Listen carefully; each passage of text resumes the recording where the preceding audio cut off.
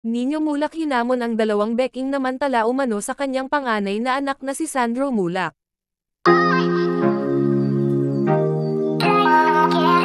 Trending ang pangalan ng anak ni Nino Mulak na si Sandro Mulak sa social media simula kahapon hanggang ngayong araw. Maraming nagkiklik sa SOCMED accounts ng baguhang aktor at sparkle artist na tila na curious kung sino nga ba ang kapuso young star. Sa mga hindi pa nakakaalam, si Sandro ay ang panganay na anak ng aktor at dating child wonder na si Nino Mulak at unang nakilala bilang artista sa teatro. Sa mga hindi pa nakakaalam, si Sandro ay ang panganay na anak ng aktor at dating child wonder na si Nino Mulak at unang nakilala bilang artista sa teatro.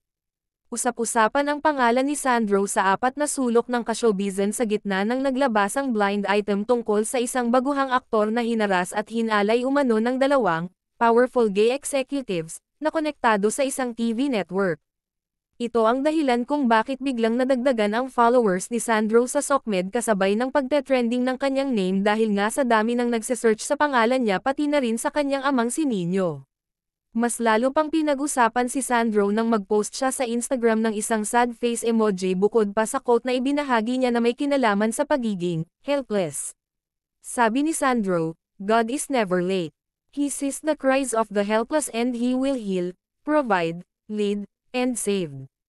Trust in Him." Naikonek nga ito ng mga netizens sa kumalat na blind item tungkol sa isang newbie actor na umano'y pinagsamantalahan ng dalawang TV executive na nangyari raw sa hotel kung saan ginanap ang bonggang showbiz event kamakailan.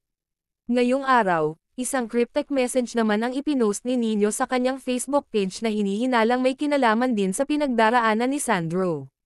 Ang nakasulat sa FB status ni Nino ay, "Inumpisahan nyo, tatapusin ko."